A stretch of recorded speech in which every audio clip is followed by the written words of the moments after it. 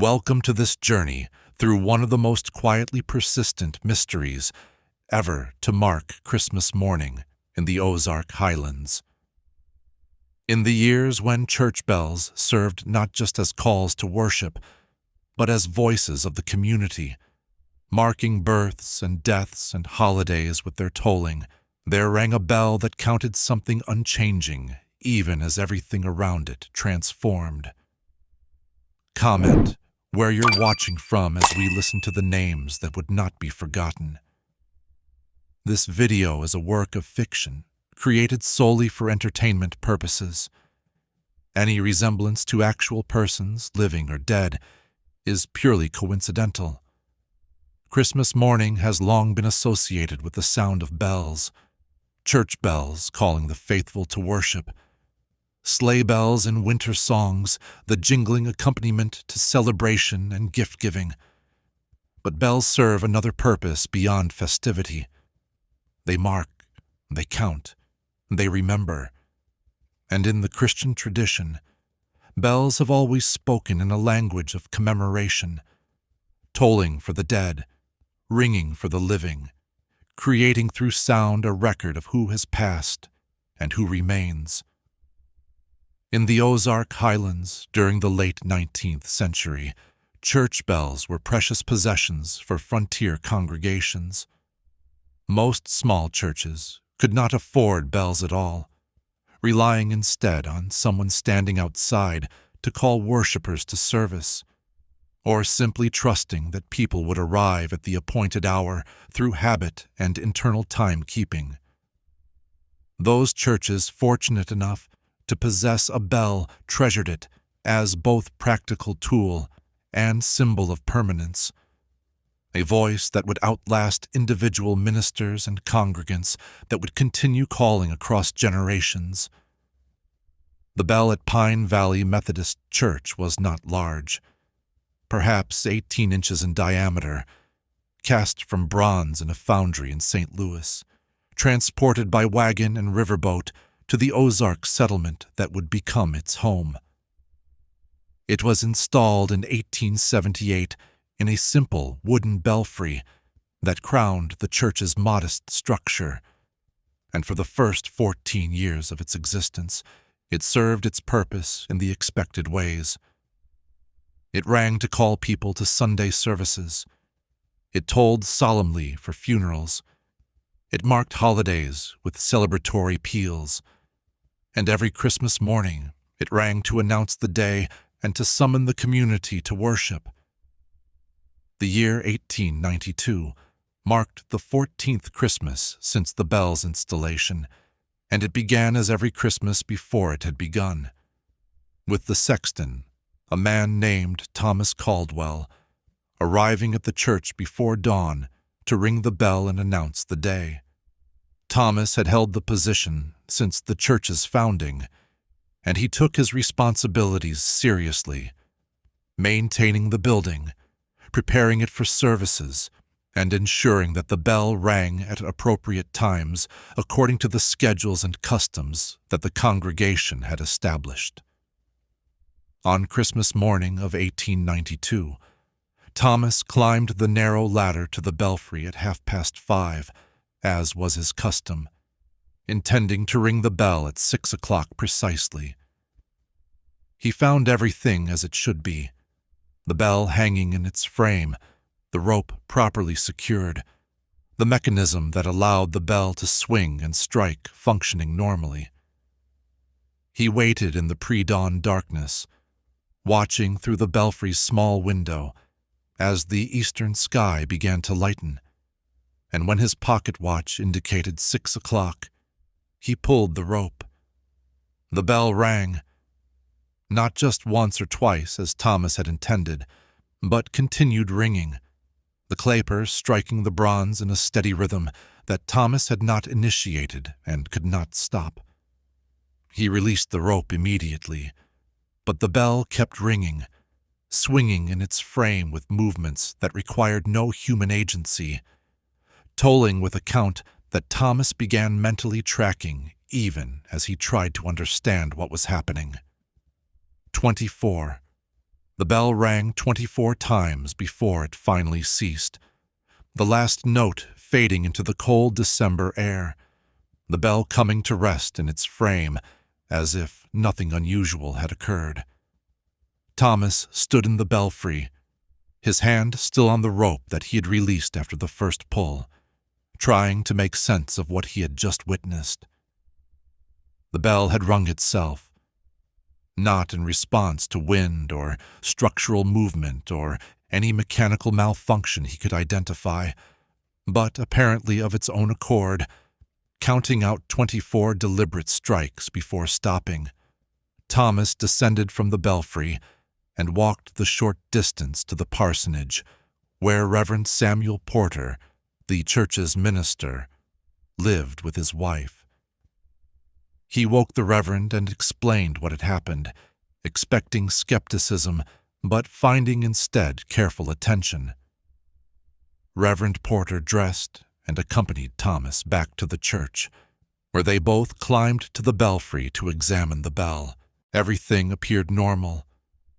The bell hung properly in its frame, showed no signs of damage or unusual wear, responded appropriately when Thomas pulled the rope to demonstrate its function.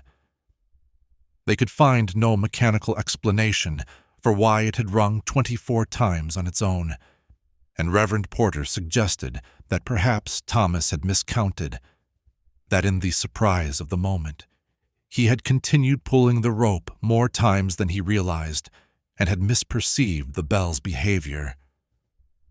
Thomas was certain this was not what had occurred, but he accepted the Reverend's explanation as a reasonable attempt to make sense of an inexplicable event.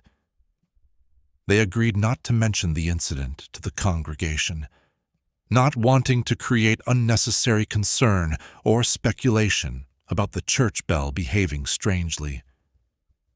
Christmas services proceeded normally, and the bell was rung at appropriate times by Thomas, functioning exactly as it should throughout the day. But Thomas could not forget those 24 strikes, could not dismiss the sensation of standing in the belfry with his hand off the rope while the bell continued to ring. He began paying closer attention to the bell, checking it daily, listening for any sounds or movements that might suggest developing problems.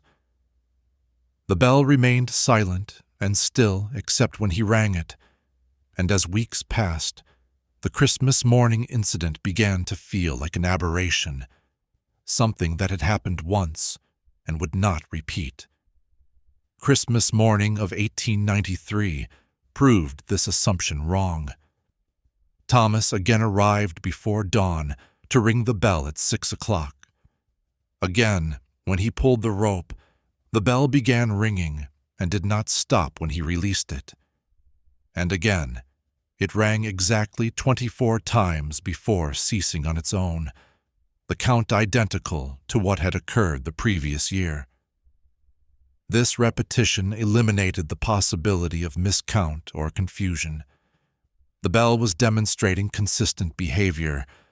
On Christmas morning, when rung at 6 o'clock, it told 24 times, regardless of human intention, to ring it once or twice, or any other number. Thomas immediately reported this to Reverend Porter, who this time took the matter more seriously given its recurrence. The Reverend consulted with church elders, and together they attempted to determine what the number 24 might signify. Was it related to the hours in a day, to some biblical numerology, to the age of Christ at some significant moment? They found no obvious symbolic or theological meaning that would explain why the bell chose to ring that specific number of times on Christmas morning. Someone suggested counting the congregation. Perhaps 24 represented the number of families or individuals who regularly attended. But the count did not match. The congregation numbered approximately 40 adults plus their children, far more than 24. Even counting only family units produced a number that did not align with the bell's count.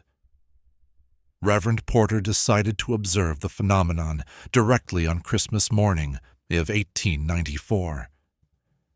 He joined Thomas in the belfry before dawn and watched as Thomas pulled the rope at 6 o'clock. The bell rang once in response to the pull, then continued ringing without further human intervention, counting out 24 strikes before falling silent. The Reverend witnessed it clearly. The clapper moved, the bell swung slightly in its frame, the bronze rang with clear tones, all without anyone touching the rope after the initial pull. The Reverend examined the bell mechanism carefully after this third occurrence and could find no explanation. The bell was properly mounted, the clapper hung correctly. The rope showed no signs of being tangled or caught in ways that might cause it to pull repeatedly. The phenomenon appeared to be genuinely inexplicable, at least through any mechanical or physical understanding they could apply. That afternoon, after Christmas services had concluded, Reverend Porter stood before the congregation and acknowledged what had been occurring. For 3 consecutive Christmas mornings, he explained, the church bell had rung 24 times when it was intended to ring only once or twice. He had witnessed this himself and could confirm it was not human error or mechanical malfunction. He asked if anyone in the congregation had insights into what this might mean, or what the number 24 might represent in their community's history. The congregation discussed the question without reaching consensus. Various theories were proposed: that 24 represented something biblical, that it counted some past or future event, that it was a message from divine or other sources that they were failing to interpret correctly. But no explanation satisfied or seemed to account for why the bell would choose Christmas morning specifically to deliver this count. An elderly woman named Margaret Sullivan, who had been part of the congregation since the church's founding, finally offered a possibility that silenced the other discussions. 24, she said, was the number of people who had died in the community since the bell was installed in 1878. She had kept informal records of funerals, as was common for women of her generation, who maintained the community's memory of births, marriages, and deaths. She could not say with certainty that the count was exactly 24 without reviewing her records, but she believed it was close to that number. The congregation received this information with quiet discomfort. If the bell was counting the dead, it suggested that their Christmas morning was being marked not by celebration of Christ's birth, but by remembrance of the community's losses. It implied that the bell was serving a memorial function that no one had assigned it, that it was maintaining a count that the living might prefer to forget, rather than acknowledge each Christmas. Reverend Porter suggested that they verify Margaret's count. Over the following week, she reviewed her records and consulted with other long-time residents, compiling a list of everyone who had died in the community since 1878 and for whom funeral services had been held in Pine Valley Methodist Church. The final count came to 23 names. The discrepancy of one between the bell's count and the verified death toll created new questions. Was Margaret's list incomplete? Had someone died without funeral services being held, their death unrecorded in the community's memory? Or was the bell counting something other than deaths? Some category that included 24 items rather than 23. On Christmas morning of 1895, the bell rang 25 times. Margaret verified that one additional death had occurred in 1895. a child who had died of illness and been buried in the spring. The bell's count had increased by 1, matching the increase in the community's death toll. The correlation was becoming undeniable. The bell was counting the dead. This realization transformed how the congregation understood their Christmas morning. What had been a day of celebration was now also a day of reckoning, when the bell tolled out the names, or at least the count, of those who had been lost. The practice created a strange mixture of emotions. Some found it appropriate, even comforting, that the dead were remembered on Christmas, that their absence was acknowledged rather than ignored in the rush of holiday festivity. Others found it macabre, an intrusion of grief into a day that should be joyful, a reminder that death waited even in the midst of celebration. The bell continued this pattern through subsequent years. Each Christmas morning it rang, and each year the count increased by the number of people who had died in the previous 12 months. 26 in 1896, 27 in 1897, 29 in 1898, a year that had seen 2 deaths, 31 in 1899. The count climbed steadily, marking time not in years but in losses, creating through sound an accumulating record of the community's grief. Reverend Porter attempted to incorporate this phenomenon into his Christmas sermons, finding theological frameworks that could make sense of the bell's behavior and that could transform it from an unwelcome intrusion into a meaningful part of worship. He spoke about remembrance, about the communion of saints that connected the living and the dead, about Christmas as a time when heaven and earth drew close, and when it was appropriate to acknowledge those who had passed from one realm to the other. Some congregants found these interpretations helpful and began to appreciate the bell's count as a form of memorial that required no human maintenance, that would continue regardless of whether individuals remembered specific names. Others remained troubled by it, feeling that the bell was imposing an obligation to grieve on a day when they wanted to celebrate, that it was marking their losses in ways that made moving forward more difficult. As the new century began, the community around Pine Valley Methodist Church started to change in ways that would test the bell's significance and the congregation's relationship with it. Young people were leaving for cities and towns where economic opportunities existed that the rural Highlands could not provide. Families were having fewer children. The population was aging, and the death rate was gradually exceeding the birth rate in a pattern that characterized many remote Ozark communities during this period. The congregation shrank. Families that had attended for decades moved away or died out without younger generations to replace them.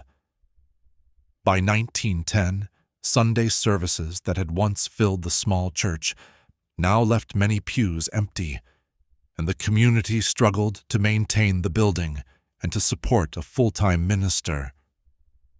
Reverend Porter had retired, and his replacement served multiple churches in the area, visiting Pine Valley only twice per month rather than every Sunday. But the bell continued to ring on Christmas morning, and its count continued to climb. 38 in 1900, 42 in 1905, 47 in 1910. Each year the number grew, and each year there were fewer living congregants to hear it. The ratio was shifting, more dead than living, more names remembered by the bell than names present in the pews, more absences than presences defining the community's identity. This shift created a new kind of discomfort. The bell was now marking a majority that no longer existed, counting names of people who had been buried years or decades earlier, while the dwindling living congregation sat listening to their accumulation. The Christmas morning count became a reminder not just of individual losses, but of the community's overall decline, its slow transformation from a viable settlement into a fading remnant. Some congregants argued that the church should be closed, that the community no longer had sufficient population to sustain it, that continuing to maintain the building and hold services was merely stubborn refusal to accept changed circumstances. But others insisted on keeping it open, partly from attachment to tradition, and partly from the sense that closing the church would mean abandoning the dead, whose names the bell counted each Christmas. As long as the bell rang, someone was remembering. If the church closed and the bell fell silent, who would maintain that count? This question revealed an unexpected aspect of the bell's function. It was not just marking the dead for the benefit of the living. It was maintaining a record that existed independent of human memory, that would continue regardless of whether anyone could still name the individuals represented by each toll. The bell remembered even when people forgot. It counted even when no one was listening. And that permanence gave it a kind of authority that human memory lacked. By 1920, the congregation had dwindled to perhaps 15 regular attendees, most of them elderly, attending services led by a circuit-riding minister who spent more time at larger churches in more populated areas. The building was deteriorating from deferred maintenance, its roof leaking, its foundations settling, its paint long since weathered away. The bell still hung in its belfry, still rang for services when someone pulled the rope, and still tolled its Christmas morning count. 63 that year, marking 63 deaths across 42 years. The community faced a decision point. Several members proposed that they should remove the bell and donate it to a larger church that could maintain it properly and use it more regularly. The bell was valuable, they argued, too precious to leave hanging in a building that might collapse within a few years. It should be preserved and put to use elsewhere, rather than allowed to deteriorate along with the dying congregation. But when this proposal was formally discussed, it encountered passionate opposition from the few remaining members who had known the bell since its installation. The bell belonged here, they said. It was counting their dead specifically, maintaining a record of this community's losses. Moving it elsewhere would break that connection, would mean that the names it had been counting for decades would no longer be remembered in the place where those people had lived and died. The argument that prevailed was both practical and spiritual. The bell was performing a function that no other bell could perform for this community. It knew the count. It maintained the record. Removing it would mean losing that knowledge, scattering it into abstraction. The bell needed to stay even if the congregation did not. This decision established a pattern that would continue for decades. The congregation continued to shrinking, services became less frequent. The building fell into further disrepair. But the bell remained. And every Christmas morning, regardless of whether anyone was present to hear it, the bell rang its count, tolling out the accumulated deaths of the community it had witnessed for more than 40 years. In 1925, only 7 people attended Christmas services at Pine Valley Methodist Church. The bell rang 71 times that morning, tolling for 71 dead while 7 living congregants listened. The ratio was stark. More than 10 dead for every living member, the majority so thoroughly on the side of absence that the living felt like remnants, survivors of something that had mostly ended. One of those 7 attendees was Catherine Morrison, age 83, who had been present when the bell was installed in 1878 and who had attended nearly every Christmas service since. She sat in her customary pew, listening to the bell count, and she could name many of the 71. She remembered their faces, their voices, the circumstances of their deaths. The bell was abstract. It rang numbers, but Catherine translated those numbers into people, into lives that had filled this church and this community before being taken by illness or age or accident. When the bell finished its count and fell silent, Catherine sat quietly crying, not from grief exactly, but from the weight of being one of the last who could perform that translation, who could convert the bell's mathematical count into human names. When she died, which would not be long, the bell would continue ringing, but there would be no one left who could name all those it counted. The record would persist, but its meaning would fade. Catherine died in the spring of 1926, and at her funeral, one of the last that would be held at Pine Valley Methodist, the bell tolled for her. On Christmas morning of 1926, it rang 72 times, and Catherine was in that count, had become one of the accumulated dead that the bell would remember forever, while the living steadily forgot. The church held its final regular service in 1928. The remaining congregants, numbering fewer than 5, made the decision to formally close the building, to affiliate themselves with churches in larger nearby towns, and to allow Pine Valley Methodist to fade into history, as so many small rural churches were doing during this period. The building would stand as long as it could, and anyone who wished to visit it for private prayer or remembrance could do so, but organized services would no longer be held. But what about the bell? This question occupied much of the final service's discussion. Should they remove it? Leave it hanging? Arrange for someone to ring it on Christmas morning, even though no service would be held? The congregants could not agree, and ultimately they decided to leave the decision to the bell itself.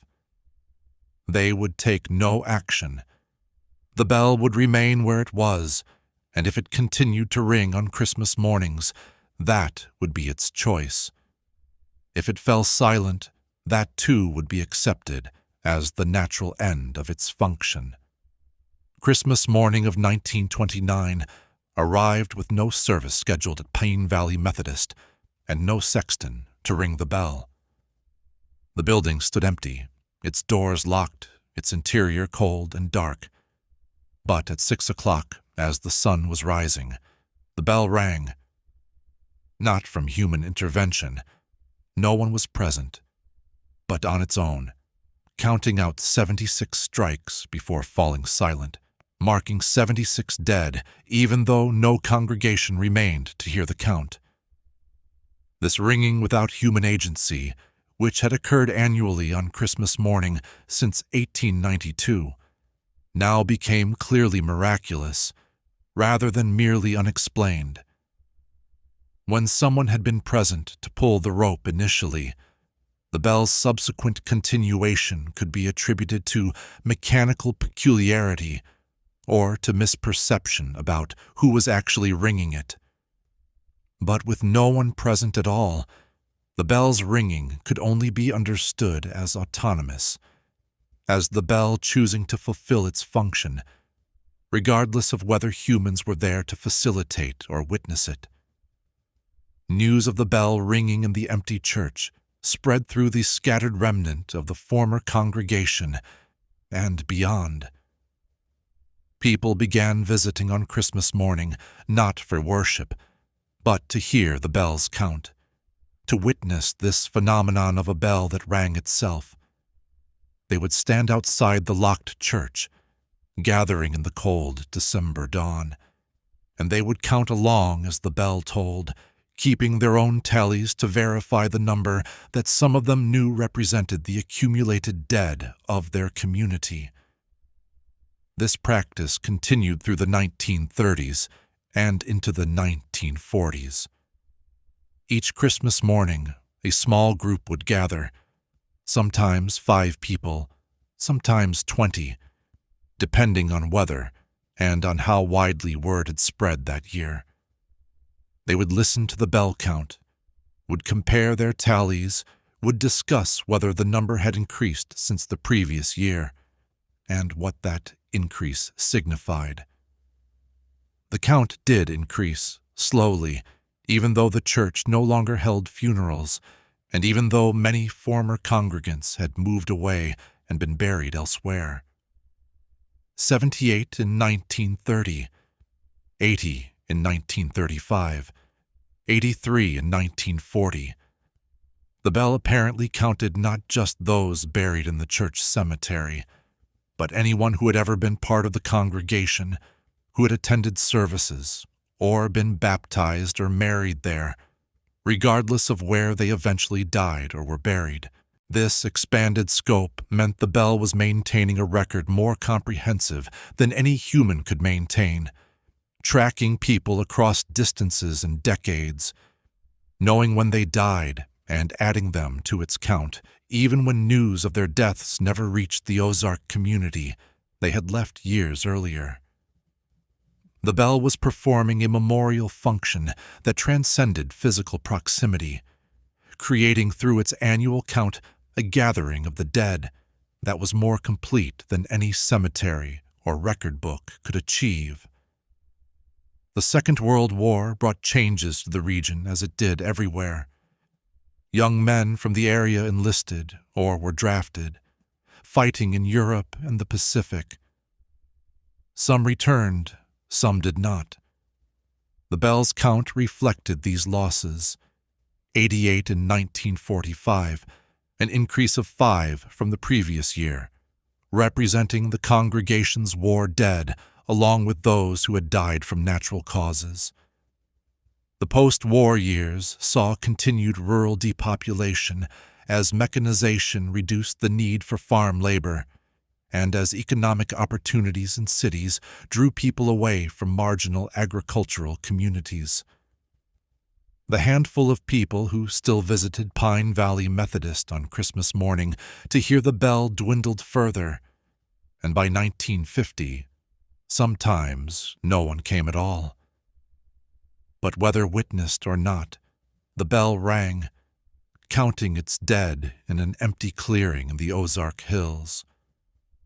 The building itself was deteriorating badly by this point. The roof had partially collapsed, rain had damaged the interior, and the structure was becoming unsafe. In 1952, a windstorm damaged the belfry, causing it to lean at a precarious angle that threatened to collapse entirely. The bell hung askew, but remained attached to its frame, and when Christmas morning came, it rang despite the damage. 93 times, its sound now slightly different due to the altered position, but its count as precise as ever. In 1953, county officials condemned the building as structurally unsafe and ordered that it be torn down or that expensive repairs be made to stabilize it. No one could be found to fund the repairs, and no organization would claim responsibility for the building's maintenance. The decision was made to demolish what remained and to salvage whatever materials or items could be preserved. The bell became a focus of this preservation effort. Several people argued that it should be removed and donated to a museum or historical society, where it could be displayed with an explanation of its history and its strange Christmas morning behavior. Others wanted it installed in a functional church, where it could continue to be rung for services, even if it could no longer count its specific dead. But a small group, descendants of the original congregation, people who remembered the church in its active years, insisted that the bell should remain where it was. They understood this was probably impossible if the building was demolished, but they argued that moving the bell would end its counting function, that it was tied to this specific place and this specific community of dead, and that removing it would break the connection that allowed it to maintain its record. The argument became moot when, in December of 1953, the bell disappeared. Workers who arrived to begin demolition of the building found the belfry empty, the bell gone, no evidence of how it had been removed or where it had been taken. The frame was intact, the mounting hardware was undisturbed, but the bell itself had vanished.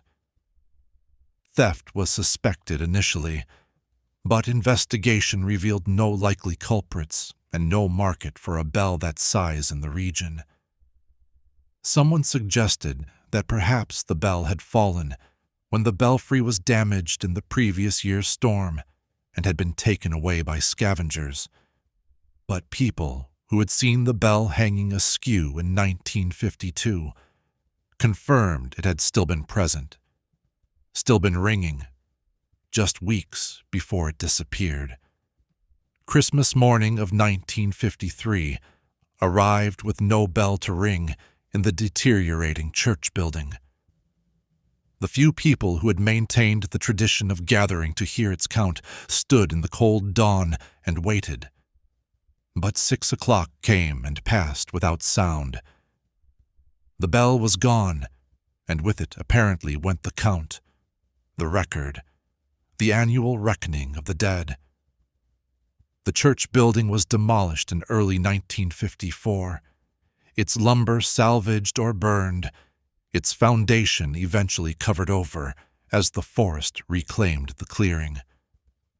The cemetery remained, maintained by descendants of those buried there, but the church itself was erased from the landscape, existing only in photographs and memories and in the accumulated stories about the bell that had counted the dead for more than 60 years.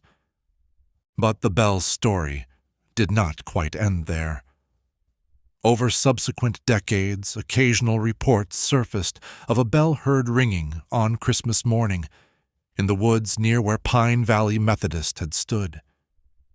The reports were rare and difficult to verify. People heard a bell tolling a specific number of times, always in the early morning, always on Christmas, always from a direction that led to the old church site. The counts reported by these witnesses, when they could be verified and compared, showed a pattern. 94 in 1954, 98 in 1960, 104 in 1970. The bell, if these reports were accurate, was continuing its count, adding the dead even though it no longer hung in a belfry, even though the church no longer existed, even though almost no one remained who had ever attended services there.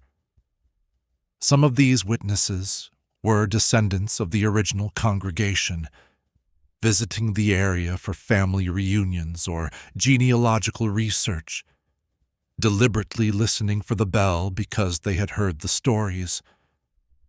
Others were hikers or hunters who knew nothing of the bell's history, who simply heard it ringing in the woods and thought it strange enough to mention to locals, who then informed them about what they had apparently heard.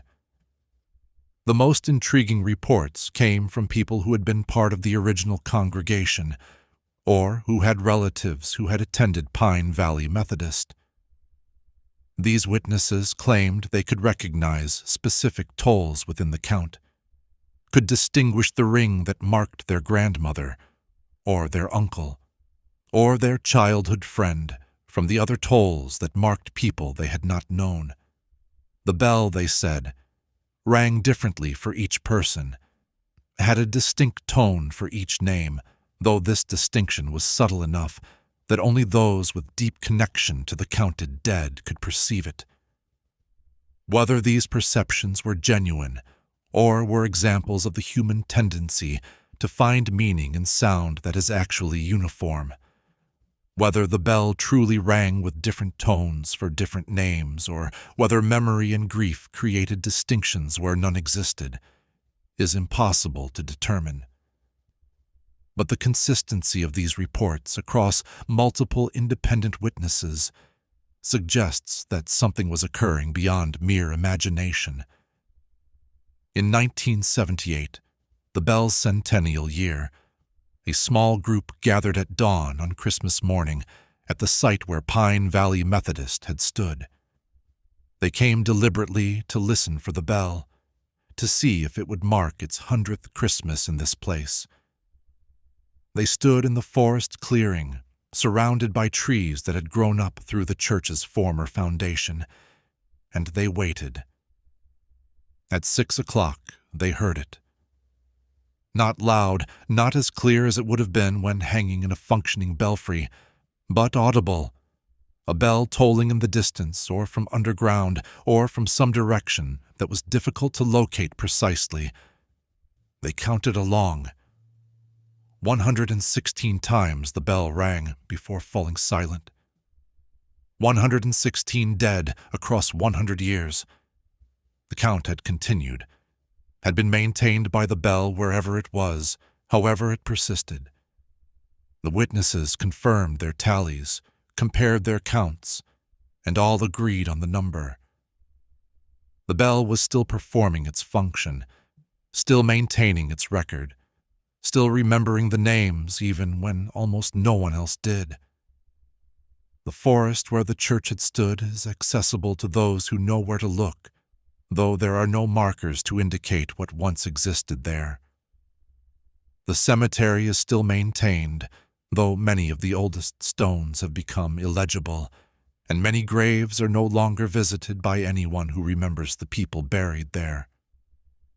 The land has returned to something like its pre-settlement state, and a casual visitor would find no evidence of the church that once served this community.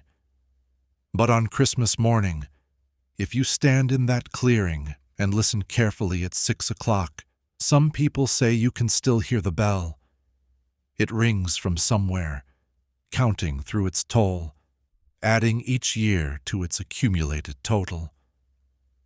The number is very high now, more than 130, perhaps 140, depending on when you listen and how many of the scattered descendants of the original congregation have died in the intervening years. And if you listen very carefully, if you have the connection to those being counted that allows you to distinguish one toll from another, you might hear your own name in the bells ringing. Not now, not yet, but eventually. The bell counts the dead, but it waits for us all. Every toll is a name already taken, and every silence between tolls is a space waiting to be filled. The Christmas Day question that Pine Valley Methodist's bell poses is one that makes celebration complex and forces acknowledgement of realities that festive occasions normally hide. How do we celebrate new life when old death accumulates around us? How do we mark joy when grief is always present, always growing, always counting upward? How do we ring bells for celebration when the same bells must eventually toll for everyone we know and eventually for ourselves? The bell answered these questions not with theology or philosophy, but with persistence. It counted. It remembered. It marked each name with a toll that would ring through time, regardless of whether anyone was present to hear it, regardless of whether the church still stood or the community still existed. The bell established that remembrance was not optional, that the dead could not be dismissed even on days dedicated to celebrating the living, that Christmas reckoning included counting what had been lost even as we celebrated what remained, And perhaps that is the bell's gift. Strange and unwelcome as it might be, it prevents easy celebration that ignores cost. It demands that joy be tempered with memory, that new life be acknowledged as eventual death, that every Christmas morning include not just presents and singing, but also the toll count of those who will not celebrate this year or any year to come. The bell makes Christmas honest, makes it complete, makes it acknowledge that the story we celebrate of divine birth is inextricably linked to the story of human death that the divine birth was meant to address. We have reached the end of this journey through one of the Ozark's most persistent and quietly demanding mysteries, a bell that counted the dead on Christmas morning for more than 100 years, that maintained its record even after the church collapsed and the congregations scattered, that continues to ring, if reports are accurate, in the forest where faith once gathered and where memory still tolls its patient count. If you've made it this far on this journey through territory where celebration is always shadowed by loss, and where bells ring for the absent as surely as for the present, consider subscribing to Commutales for more stories that explore the boundaries between remembering and forgetting, between joy and grief. Leave a comment sharing your thoughts on how we should remember those we've lost, whether Christmas can hold both celebration and sorrow, whether some counts should be maintained even when no one is left to listen. And if this story resonated with you, if it made you think differently about church bells and what they mark, a like helps bring these narratives to more people who appreciate mysteries that demand we acknowledge what we'd prefer to forget. Merry Christmas from the Ozark Highlands, where bells still ring on Christmas morning, where counts continue to climb, where the dead are remembered whether we choose to remember them or not, and where every celebration eventually becomes a reckoning, with the names that accumulate in silence while we sing our carols and exchange our gifts and pretend, for just one morning, that the tolling is for someone else, not yet for us. Though the bell knows better and counts patient and certain toward the toll that will mark our own names on the ever-growing registry of those who celebrated once and celebrate no more.